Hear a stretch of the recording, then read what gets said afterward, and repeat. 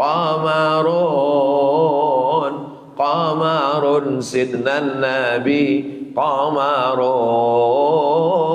wa jamil, wa jamil, wa jamil sidnan nabi, wa jamil. Qamarun, bulan. Bulan adalah cahaya. Kenapa bukan matahari? Kenapa Nabi Muhammad itu diumpamakan seperti bulan? Kenapa bukan matahari? Karena bulan menerima pantulan cahaya.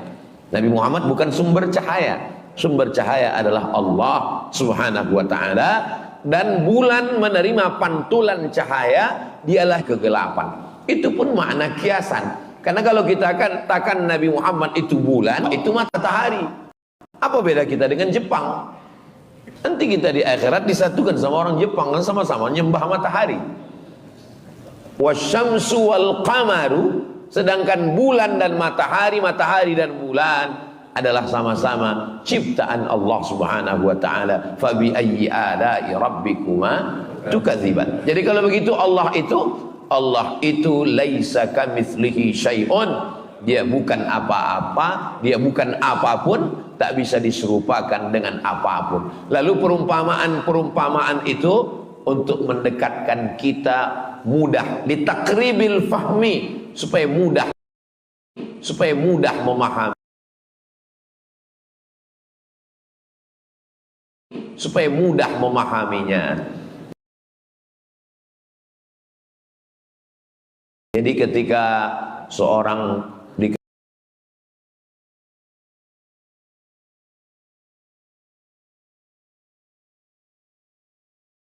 dikatakan bisa sesuatu yang tidak jelas, Ustaz sudah mengeluarkan kami minas zulumati ilan nur, dari kegelapan kepada yang terang benderang. Kalau cahayanya karena listrik, dia akan mati, apalagi token habis paket.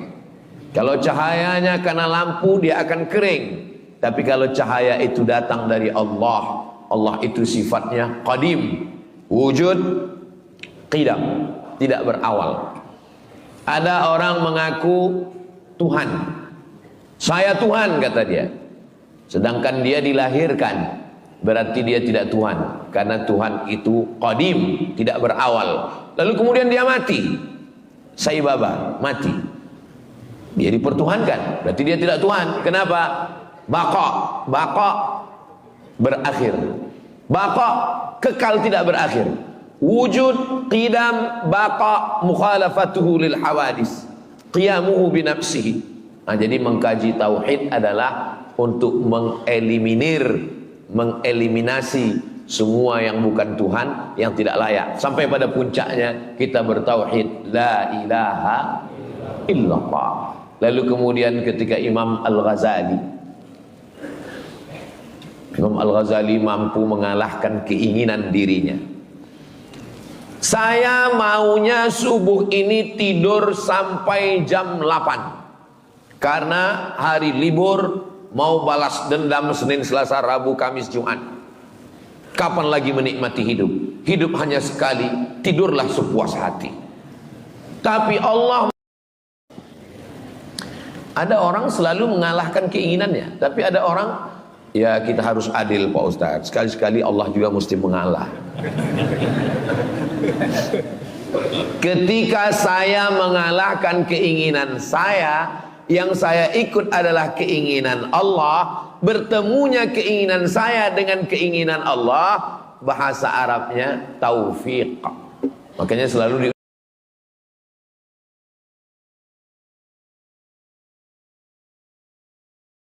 diucapkan, semoga kita semuanya mendapat taufik.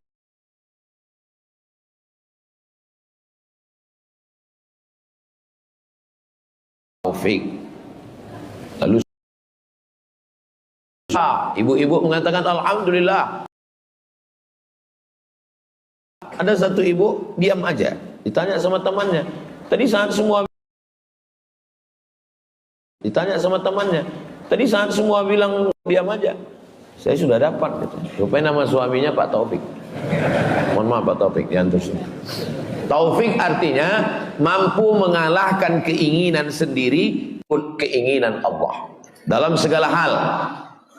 Saya maunya banyak, Allah tidak mau makan banyak. Kamu jangan makan banyak, kata Allah. Kulu, makanlah. Washrab, makanlah. Washrab, dengan ikut keinginan Allah. Saat itu sedang mendapatkan taufik. Alhamdulillah, subuh ini sudah mendapatkan taufik. Kenapa? Saya kalahkan keinginan saya, lalu saya ikut keinginan Allah. Nanti pas makan, saya kalahkan keinginan saya ikut kemauan Allah. Alhamdulillah. Pas menikah, maunya yang matanya biru, rambutnya rambut jagung, tinggi semampai. Tapi kata Allah bukan itu. Wala amatum musyrikatun khairan. Budak hitam hamba sahaya lebih baik min musyrikatin, daripada yang cantik tapi dia musyrik, mempersekutukan Allah. Walau a'jabatskum, walaupun dia mengagumkan bagi kamu. Di saat itu saya melawan hawa nafsu saya. Kalau saya turutkan hawa nafsu saya turutkan yang ini. Tapi kalau saya kalahkan, berarti dapat taufik. Sudah 3 kali dapat taufik. Saat bangun tidur dapat taufik, saat makan dapat taufik, saat ingin menikah dapat taufik. Kemudian saat memilih pemimpin, begitu juga. Saya maunya yang ngasih saya sembako, yang ngasih serangan pajar. Tapi menurut Allah itu adalah la'ana Rasulullah SAW ar-rashi wal murtashi. Orang yang menyogok, yang menerima sogok, dilaknat. Laknat artinya ba'idun anir rahmah, jauh dari rahman Allah. Lalu kemudian la tattakhidul kafirin, dalam ayat lain la tattakhidul yahuda wan nasara awliya. Orang mempersekutukan Allah menjadi orang yang memikul tanggung jawabmu, yang ngurus lampu jalanmu, yang mengurus APBD APBN-mu, aulia min dunillah. Di saat itu sedang bertarung keinginan saya. Apakah saya ikut keinginan Allah atau ingin ikut hawa nafsu saya? Maka dalam segala hal kita mesti menghilangkan ini. Itulah mengapa disebut kita selalu semoga mendapatkan taufik. Kenapa taufik lebih didahulukan daripada hidayah? Billahi taufik wal hidayah. Wassalamualaikum. Belum penutupan. Karena kita berhenti 5:11 tambah 12 5:25. 5:25 baru kita sholat sunat isyraq 2 rakaat. Kenapa taufik lebih didahulukan daripada hidayah? Kenapa tidak billahil hidayah wat taufik? Karena hidayah ada 2. Hidayah yang pertama, hidayah untuk memilih antara kafir dan Islam. Lalu kenapa kita minta hidayah? Ihdinas siratal mustaqim, ihdinas siratal mustaqim. Semoga dapat hidayah. Kita kan sudah Islam. Hidayah pertama kita sudah dapat, insyaallah hidayah Islam. Amin. Tapi hidayah yang kedua adalah menetap dalam keislaman, kuat dalam keislaman. Itulah hidayah yang kedua. Lalu kenapa yang disebut dalam ini semoga mendapatkan taufik dan hidayah? Setelah kita mendapatkan taufik bangun jam 4, walaupun ada jam 2, jam 3. Setelah mendapatkan taufik makan tidak terlalu banyak, ikut Allah. Setelah mendapatkan taufik menikah dengan orang beriman. Setelah mendapatkan taufik memilih pemimpin yang beriman. Lalu kemudian dia istiqomah dalam itu. Itu yang disebut dengan hidayah. Kalau tidak nanti orang bingung. Kenapa kita subuh minta hidayah? Ihdinas siratal mustaqim, ihdinas siratal mustaqim. Di Masjid At-Taufik ini 3 kali lagi minta hidayah. Allahumma hdina fi man hadait. Hidayah apa? Kita kan sudah Islam. Hidayah menetap dalam kebenaran. Doakan supaya Ustaz Somad yang ceramah ini dapat dua-duanya, taufik dan hidayah. Inilah tulusnya jamaah ini. Padahal yang saya minta kan saya. Kenapa mereka semuanya setuju amin? Karena ketika kita mendoakan saudara kita, Allah kirimkan malaikat. Apa kata Allah? Hai malaikat, mereka yang mendoakan orang lain, ucapkan amin. Lalu malaikat itu mengatakan amin walaka mithluh. Kabulkan doa orang ini, engkau dapat yang sama seperti yang engkau doakan. Man qara'a suratal kahfi, Siapa yang membaca surat Al-Kahfi pagi Jumat, siang Jumat, sore Jumat, petang Jumat, malam Jumat, sebelum azan maghrib hari Jumat, adha'a lahu min nur, cahaya lagi, Allah berikan dia cahaya ma bainal jumu'ataini, sampai Jumat berikutnya. Cahaya apa yang dimaksud? Apakah mukanya jadi bercahaya? Itu Ultraman. Cahaya apa yang dimaksud ini? Cahaya bisa membedakan antara yang hak dengan yang batil. Makanya siapa yang menghafal surat Al-Kahfi, membaca surat Al-Kahfi, tidak sanggup semua minimal ujung-ujungnya, maka dia selamat diantaranya dari fitnah Al-Masih Ad-Dajjal. Kenapa ada Al-Masih ujungnya Dajjal? Karena ada Al-Masih yang original, ada Al-Masih yang KW. Yang KW itu disebut dengan Al-Masih Ad-Dajjal. Ada orang jual gelas emas, bejana emas, namanya wi'a zahab. Wi'a bejana, zahab emas. Wi'a zahab, bejana emas. Yang satu lagi jual mirip seperti emas, tapi dia kasih tahu, mohon maaf ya Pak Ustadz, ini bukan emas, ini cuman sepuh, disepuh dengan warna emas. Maka orang Arab menyebutnya wi'a mudajjal. Jadi jangan katakan nanti ini ada gelang, ini gelang emas, yang ini gelang dajjal. Bukan, mudajjal di situ artinya tidak asli, tidak original. Jadi jangan nanti ada Ustadz, kan ada Ustadz Somad, ada orang yang bilang ini Ustadz Somad Dajjal, mirip Ustadz Somad. Dia mirip seperti Nabi Isa. 3 sifat dia mirip seperti Nabi Isa. Saat dia suruh langit, apa kata dia? Ya sama imtiri, wahai langit turunkan hujan. Betul-betul turun hujan. Dia katakan ke tanah, ya ard umbuti, wahai bumi tumbuh tanaman. Lalu kemudian ada orang mati, dia katakan, ya mayyit qum, wahai mayat berdiri, langsung tegak. Lalu semua orang mengatakan dialah Al-Masih, padahal dia Al-Masih Dajjal. Dia bukan Al-Masih yang asli. Makanya sebelum salam tadi kita minta, Allahumma inni a'udzubika min adzabi jahannam wa min adzabil qabri wa min fitnatil mahya wal mamat wa min syarri fitnatil masihid dajjal. Sekarang Al-Masih Ad-Dajjal itu belum datang. Yang datang-datang itu sekarang baru Al-Masih Ad-Dajjal KW 99. Itu aja banyak yang tertipu orang. Bagaimana kalau yang Al-Masih Ad-Dajjalnya itu betul-betul datang? Nauzubillah. Mudah-mudahan kita terpelihara, terjaga. Kalau bisa sebelum dia datang kita udah mati duluan. Ini banyak orang yang nantang-nantang, mana Dajjal itu mana? Malah ada yang ngejek-ngejek. Ustaz katanya manusia bisa ke bulan, bisa ke planet. Terus nanti kalau semua pindah ke Mars, Dajjal di sini kecewa dong. Ada tuh saya tonton di video. Jadi sekarang orang jadikan agama ini sebagai lucu-lucuan. Sampai masanya nanti dia datang yang benar-benar serius baru dia tahu. Saudaraku yang dimuliakan Allah Subhanahu wa taala, maka cahaya ketika kita bisa mengalahkan hawa nafsu. Di zaman Umar bin Khattab ada seorang laki-laki yang bisa tahu apa yang niat tamunya datang.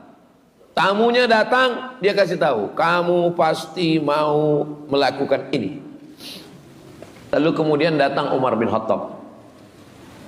Kata dia, Umar bin Khattab, kamu datang pasti mau membunuh saya. Kata Umar bin Khattab, kamu tahu dari mana? Kamu masuk Islam, kata Umar bin Khattab. Kata dia, tunggu 3 hari. Karena memang dalam Islam tunggu 3 hari.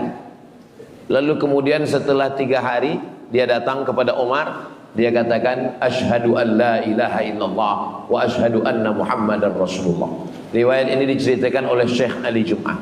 Ketika ditanya kepada dia, kenapa kamu bersyahadat setelah 3 hari? Karena saya selalu melawan hawa nafsu saya. Kalau nafsu saya mengatakan makan, saya enggak makan. Kalau nafsu saya mengatakan pergi, saya tidak pergi. Kalau nafsu saya mengatakan perang, saya tidak perang. Apapun yang dikatakan hawa nafsu saya lawan. Saya bisa melihat sesuatu yang tidak dilihat manusia. Ini jawaban kenapa pendeta-pendeta yang tidak makan, tidak minum, tidak menikah, firasatnya tajam. Kenapa? Karena siapapun yang melawan nafsunya, firasatnya akan tajam, bisa melihat sesuatu yang tidak dilihat manusia biasa. Itu terjadi pada Umar bin Khattab. Lalu kemudian ditanya ke dia, kenapa kamu masuk Islam? Karena hawa nafsu saya mengatakan jangan masuk Islam. Lalu saya lawan, asyhadu an la ilaha illallah wa asyhadu anna Muhammadan Rasulullah. Jadi kalau ada di antara kita ini bercita-cita, cita-citanya nggak terlalu tinggi, cuman ingin tahu tamunya mau apa. Udah aja, nggak usah makan, nggak usah minum. Tapi kue yang udah dapat boleh dimakan. Jangan gara-gara ini Ustadz ini kayaknya nyindir, jangan. Tapi kalau mau tahu, tamunya mau apa, jangan dulu, tahan dulu. Apapun yang bisikan hawa nafsu jangan. Seandainya Ustadz Abdul Somad dikasih Allah kemampuan untuk tahu hati orang, tahu niat tamu mau apa, Ustadz mau atau enggak? Saya enggak mau. Kenapa?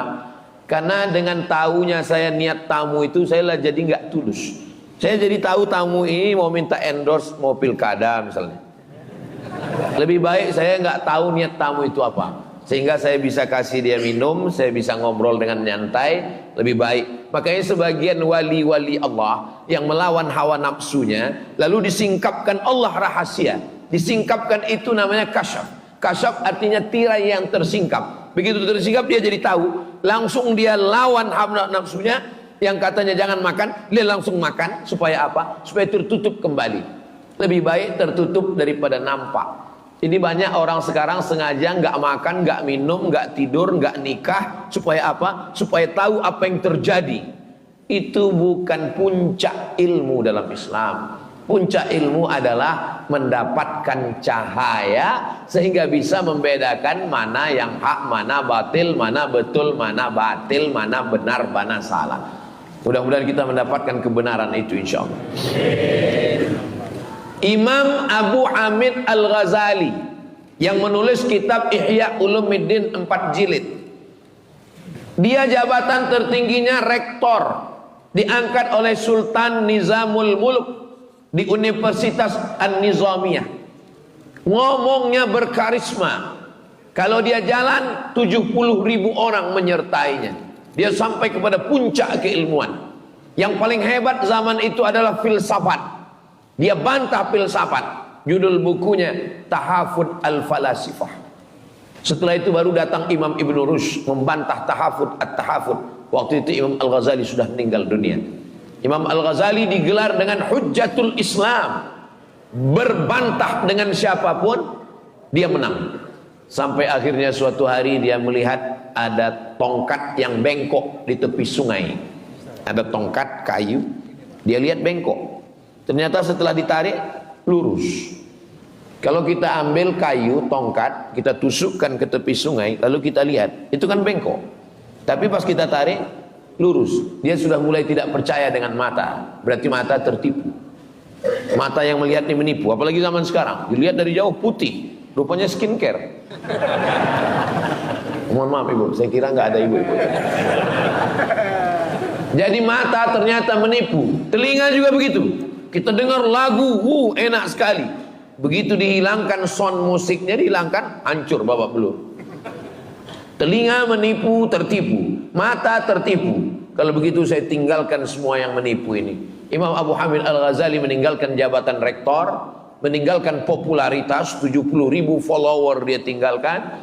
Akhirnya dia berkhalwat. Khalwat artinya bersunyi-sunyi dengan Allah Subhanahu wa taala di menara Masjid Jami' Umawi. Sampai sudut itu disebut dengan Zawiyah Al-Ghazali, pojok Imam Al-Ghazali. Lalu berapa lama dia di sana? 11 tahun. Setelah itu dia sampai kepada level yang tertinggi disebut dengan ma'rifah. Ma'rifah artinya puncak ilmu pengetahuan. Lalu orang bertanya kepada dia, kamu sudah sampai kepada ma'rifah Al-Ghazali? Ya. Apa al-ma'rifah itu?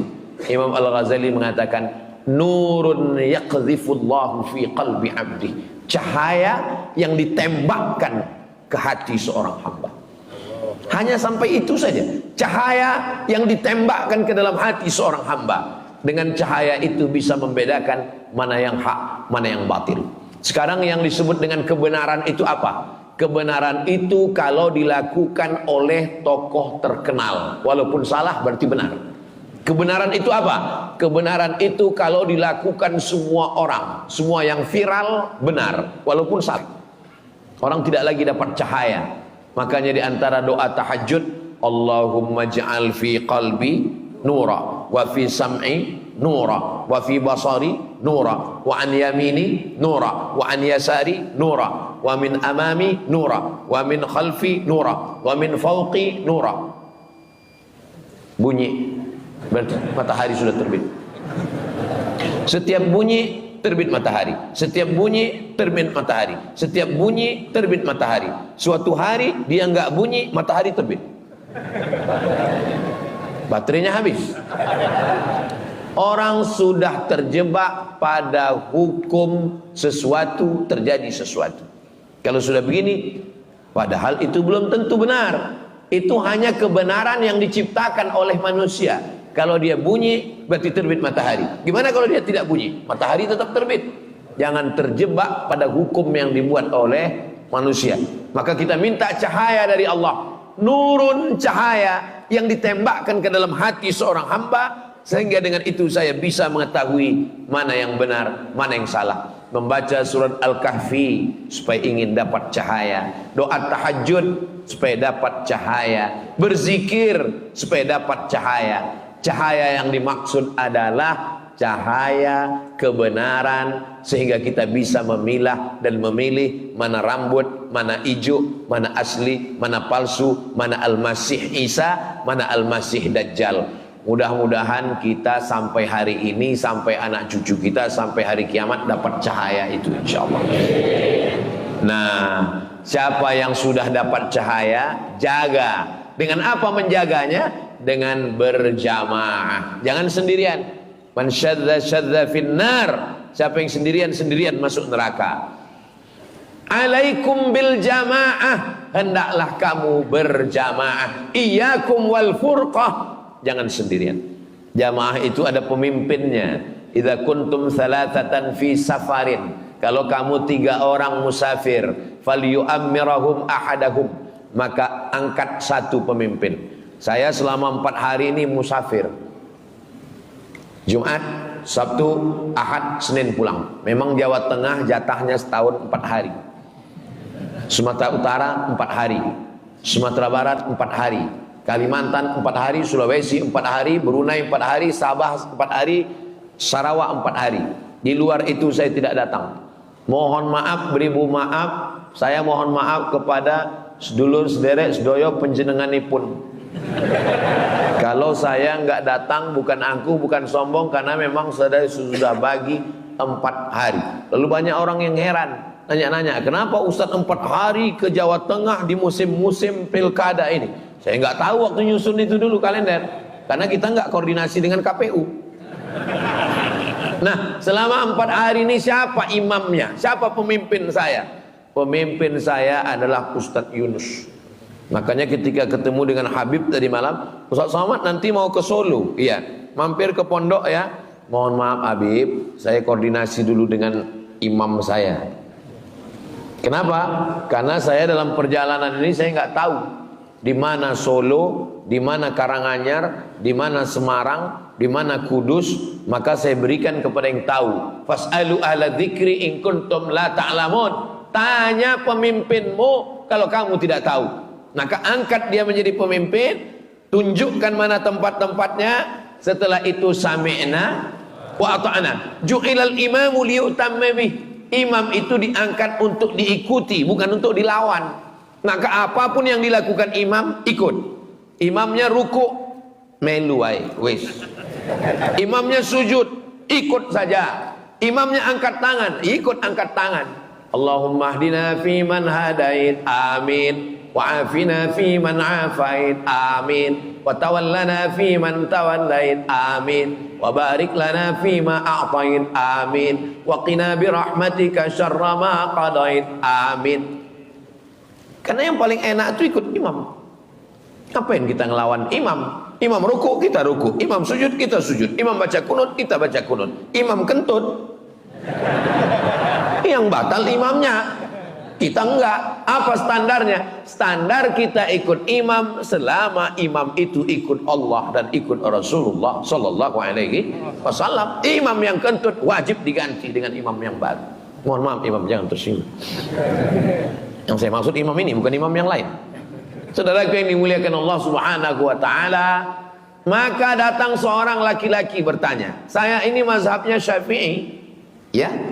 Mazhab Imam Syafi'i mazhab salaf. Karena Imam Syafi'i meninggal 204 dan dia satu dari imam mazhab yang 4. Nomor 2 imam pertama Hanafi, nomor 2 Maliki, nomor 3 Syafi'i. Enggak masalah. Imam Syafi'i, iya.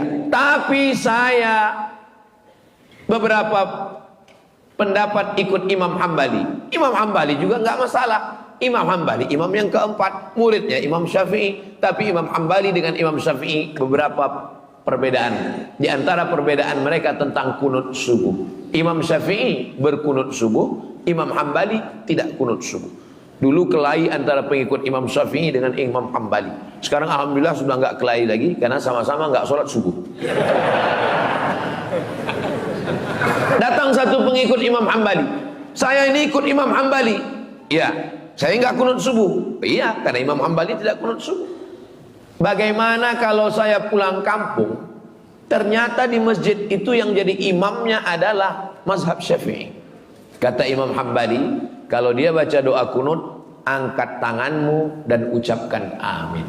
Paling enak ngikut imam. Sekarang banyak makmum nggak ikut imam. Imam mengangkat tangan, Allahumma hadina fi man hadait. Imam Hambali sendiri mengikut Imam Syafi'i. Apakah hanya karena berbeda mazhab lalu kelahi? Coba baca dalam Manaqib Imam Hambali, Imam Ahmad bin Hanbal, meninggal tahun 241, makamnya di Baghdad. Apa kata Imam Ahmad bin Hanbal? Da'autu lisyafi'i fi salati arba'ina sanah. Saya mendoakan Imam Syafi'i dalam solat saya 40 tahun. Dalam solat, bukan di luar solat, bukan setelah solat. Dalam solat saya doakan Imam Syafi'i. Bunyi doanya, Rabbil firli wali walidayya wali Muhammad bin Idris Asy-Syafi'i. Padahal mereka berbeda. Saya tidak minta bapak ibu doakan saya 40 tahun, tidak 4 tahun, tidak 4 bulan, tidak 4 hari, tidak 4 kali. Sekali pun jadilah. Rabbil firli wali walidayya wali Abdus Somad.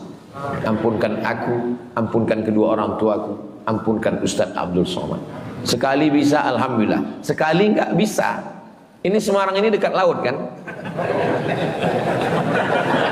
Saudara yang dimuliakan Allah Subhanahu wa taala, maka berbeda mazhab selama ada dalilnya ikutilah. Ulama besar Saudi Arabia namanya Syekh Ibnu Utsaimin. Lalu ditanya sama jamaahnya, Syekh Ibnu Utsaimin, ya, apa hukumnya membacakan Yasin pada orang yang sakratul maut? Yasin wal Qur'anil Hakim innaka laminal mursalin ala siratim mustaqim. Kata Syekh Ibnu Utsaimin, ada hadis bunyinya inna likulli syai'in qalban. Segala sesuatu punya hati. Wa qalbul Qur'an Yasin. Hatinya Al-Qur'an adalah Yasin. Iqra'uha ala mautakum. Bacakan kepada orang yang meninggal. Ulama yang mengatakan hadis ini sahih, maka dia bacakan, maka perbuatannya itu sunnah, karena menurut dia ini hadisnya sahih. Orang yang tidak mengakui hadis ini, dia mengatakan perbuatan itu bid'ah. Artinya apa? Satu perbuatan bisa sunnah menurut sebagian orang, bisa bid'ah menurut sebagian orang. Tidak sepakat orang. Jadi kalau saya ditanya, menurut Ustaz Somad, membacakan surat Yasin untuk orang meninggal itu apa? Menurut saya sunnah, karena saya mengikut ulama yang mensahihkan hadis itu. Tapi menurut teman saya itu bid'ah. Iya bid'ah menurut dia. Dia tidak bisa bid'ahkan saya. Karena kalau dia katakan Abdul Somad kau pelaku bid'ah, bid'ah berarti dolalah, dolalah berarti finnar. Itu sama artinya dia berkata kau Abdul Somad masuk neraka. Nerakaku bukan nerakamu. Bagi engkau aku bid'ah, tapi tidak. Ada hal-hal yang kita sepakat. Kalau kita tidak sepakat dengan sesuatu, maka itu disebut dengan khilafiyah. Ini perbedaan mazhab. Tapi sholat subuhnya wajib. Masalah kunutnya khilafiyah. Masalah usollinya khilafiyah. Masalah zikir setelah sholat menurut mazhab Hambali jahar. Subhanallah, subhanallah, subhanallah. Menurut mazhab Syafi'i jahar untuk ngajar makmum. Kalau makmumnya sudah paham, sir.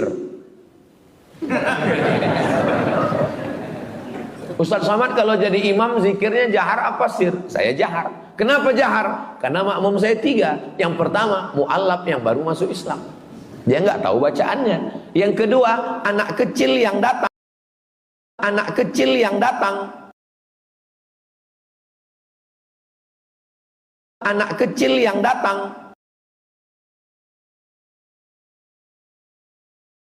Subhanallah, subhanallah, anak, masya Allah. Yang ketiga, dia bukan anak kecil, dia juga bukan mu'alaf, tapi subuh inilah subuh pertama kali dia sholat, dan dia nggak tahu bacaannya. Maka saya jaharkan itu untuk mengajar makmum. Makmum kan udah tahu Pak Ustadz. Sebelum angkat takbiratul ihram, apa kata imam? Sawus sufuf, luruskan saf. Apakah ada orang Islam yang nggak tahu? Semua orang Islam sudah tahu. Saya belum pernah sholat lalu imamnya ngomong, mohon maaf jamaah, saya nggak perlu meluruskan saf, kan udah tahu semua kan? Kenapa diulang-ulang terus? Sawus sufuf, karena itu sunnah. Fa inna taswiyatas sufuf min tamamis shalah. Selesai itu tadi imam berdoa, saya ikut aminkan. Kalau banyak orang tidak mau lagi mengaminkan doa imam. Pas ditanya, kamu kok nggak ngaminkan? Doa yang lamanya belum makbul Pak Ustaz. Kamu kenapa nggak ikut baca doa sama imam? Kami beda visi misi Pak Ustaz. Imamnya minta hujan, saya jual es krim. Yang kita mintakan itu bukan hujannya, rahmatnya. Rahmat yang diturunkan Allah Subhanahu wa taala. Kenapa Ustaz ikut amin dengan imam tadi? Sebab kata Nabi, ad-da'i wal mu'amminu fil ajri sawa. Yang berdoa dengan yang mengaminkan pahalanya podo, sami mawon. Maka imam membaca doa, saya ikut aminkan. Apa susahnya bilang amin? Amin. Oh, saya lupa. Tadi yang baca doa saya. Diminta imam. Tak mungkin saya tolak. Ketika saya disuruh baca imam tadi, berani nyuruh-nyuruh saya? Enggak, saya taat sama imam. Imam bilang baca, siap imam. Saya baca doa. Lalu kemudian setelah itu kenapa kali kita zikir asmaul husna? Itu pun sunnah. Walillahi ma'ul husna. Allah punya nama yang baik-baik. Fad'uhu biha. Ya Rahman, Ya Rahim, Ya Malik, Ya Qudus, Ya Salam, Ya Mu'min, Ya Muhaimin, Ya Aziz, Ya Jabbar, Ya Mutakabbir, Ya Khariq, Ya Bari, Ya Musawwir, Ya Ghaffar. Itulah enaknya kalau asmaul husna rame-rame. Yang enggak hafal enggak ketahuan. Anaknya nanya, papa hafal? Hafal kalau rame, kalau sendiri enggak. Kenapa zikir itu mesti rame-rame, mesti bersuara keras? Karena malaikat dikirim Allah. Inna lillahi malaikatan. Ada malaikat-malaikat yatufuna 'alal ard. Malaikat itu berkeliling di atas muka bumi mencari majelis zikir. Begitu mereka menemukan majelis zikir, malaikat itu memanggil teman-temannya, halummu, halummu. Mari kemari, ila hajatikum, inilah yang kalian cari, dan mereka ikut berzikir dengan orang yang berzikir. Itulah makna hadis, idza dzakarani fi nafsihi dzakartuhu fi nafsi. Kalau hambaku itu berzikir sendirian, aku menyebutnya dalam diriku sendirian.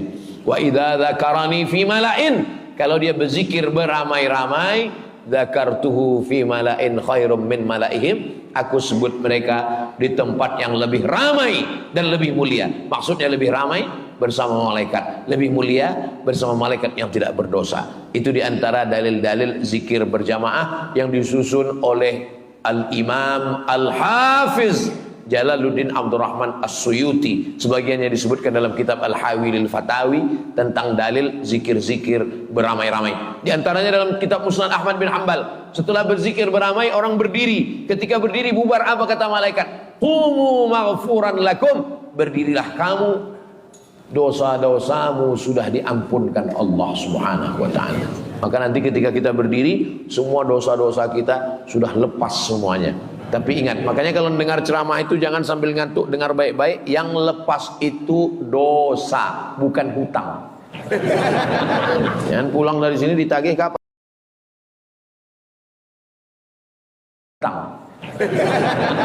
Jangan pulang dari sini ditagih kapan? Kata Ustaz Somad tadi saya sudah lepas hutang. Ceramah saya semuanya bisa didengar ulang. Jadi kalau ada yang bohong ketahuan, karena saya nggak pernah buat kajian eksklusif tertutup. Semuanya bisa ditonton ulang di channel Ustaz Abdul Somad Official. Subscribe, like, share, and comment. Akhirnya kita sampai pukul 5.25, sudah masuk waktu sholat sunat isyraq. Nama waktunya syuruq, nama sholatnya isyraq pakai qaf. Kalau pakai kaf isyraq syirik. Kalau isyraq terbit matahari, kanat lahu ka ajri hajjatin wa umrah, maka dia dapatkan pahala seperti haji dan umrah. Maka untuk menjaga cahaya ini supaya tetap, jangan sampai cahaya ini 100 watt jadi 5 watt, kadang-kadang hidup kadang-kadang mati, maka menghidupkannya itu adalah dengan ibadah. Salat subuh berjamaah menyala, salat isyraq menyala, salat duha menyala, zuhur, asar, maghrib, isya, tahajud, zikir, infak, wakaf, sedekah menyala abangku. Tapi kalau sudah, ya suami saya alhamdulillah sejak dengar tausiah Ustadz ada juga dia sholat. Alhamdulillah Ustadz. Sholat apa? Idul Adha. Itu pun karena ke masjid mau ngambil kupon kurban. Itu susah mau diselamatkan cahayanya. Mudah-mudahan doakan supaya saya, Habib Hasan, Ustadz Alfian Tanjung diberikan istiqomah, kita semua dalam kebaikan. Ala an'amta alaihim ghairil maghdubi alaihim waladdallin amin. Allahumma shalli ala sayyidina Muhammad wa ala ali sayyidina Muhammad. Allahumma ij'al fi qulubina nura, jadikan cahaya di dalam hati kami ya Allah. Wa fi asma'ina nura, jadikan cahaya dalam pendengaran kami ya Allah. Wa fi absarina nura, jadikan cahaya dalam pandangan kami.